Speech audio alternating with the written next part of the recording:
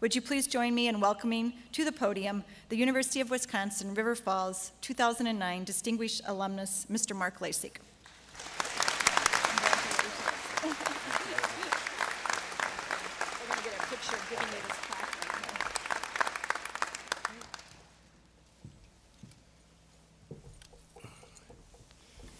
Wow. What a great time to graduate, huh? 6.5 million job losses over the past 12 months.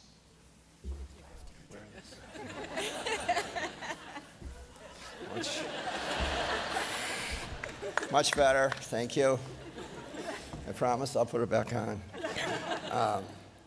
The highest unemployment rate since the Great Depression.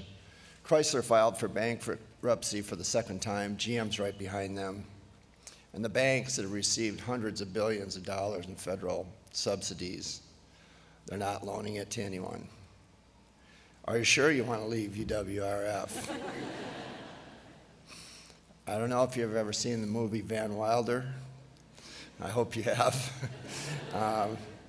He kind of had it all figured out, kind of like the Enron guys like to seem to think they did. He was the smartest guy in the room, and he somehow took a 4-year career, and I think he ended up in his 9th or 10th year before he finally graduated. But seriously, if you just listen to the news, read the papers, you'd probably be figuring out ways to move back in with mom and dad, or somehow defer reality in some other manner. So what I've just mentioned is just a little bit for context. Yes, it is tough out there right now. And you're probably wondering, how am I going to pay for my student loan, much less find a job? Well, my message to you is don't spend a lot of time worrying about it. Spend your time living your life. No matter what you see, you read, you hear, you find online, it truly is a big, beautiful world out there. And there's a sense of hope and positiveness right now. And I won't air my political views, but you can probably figure them out. That has not been felt in America in some time. And I think we have, personally, opportunities that exist today to control your destiny and create the world that you've imagined are greater than any other point in our history. The internet, the global marketplace, micro businesses, big ideas born in the apartments, the basements, and garages of this generation would have been unfathomable even 10 years ago. Facebook, Twitter, YouTube, MySpace, and Google. It's unbelievable. I doubt Henry Ford, Donald Trump, or even Sam Walton would have gotten to market as fast as these young people did or had the impact. We're at a tipping point in the evolution of mankind that will be fueled by the class of 2009 and those coming behind you. This is the best of times, in my humble opinion. It is your time. I'm making it my time too. So use it smartly.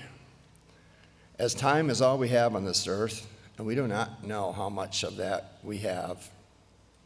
I'm sure every graduate here feels immortal, invincible, and nothing out there but a sunny future on the horizon.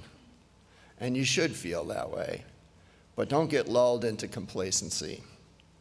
For it was not long ago that I stood here just as you are today. And in a blink of an eye, you're going to be 30. And in another blink, you're going to be 40. And God forbid, you're going to be 50. And it happens, and it happens fast.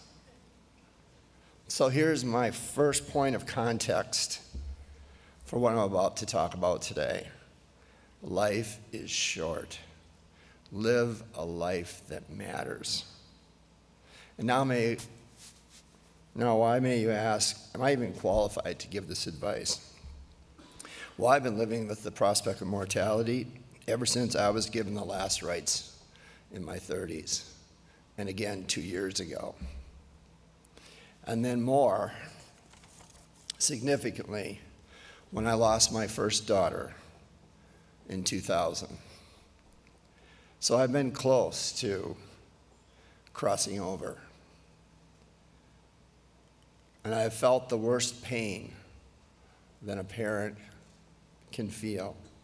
All you parents out there today, imagine what your life would be like without the student that's sitting here being honored today. Anyone, I'm here to tell you that mortality is one of the greatest gifts God ever gives us. One brush with it can give you a perspective and appreciation you wouldn't normally have.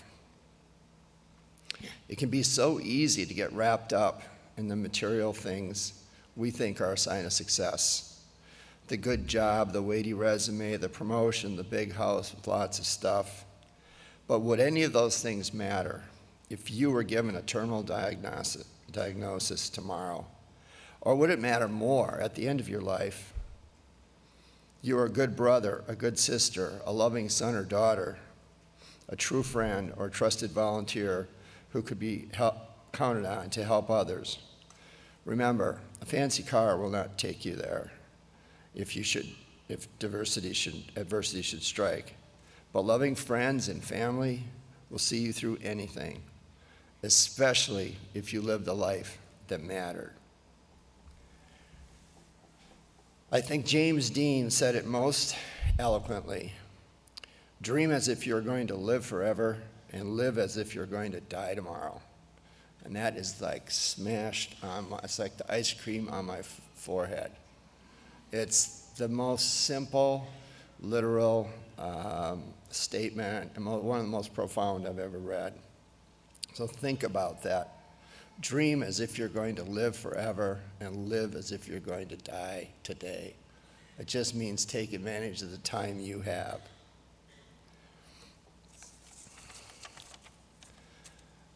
So to everyone here today, I can simply preface by saying, realize it now and don't waste it.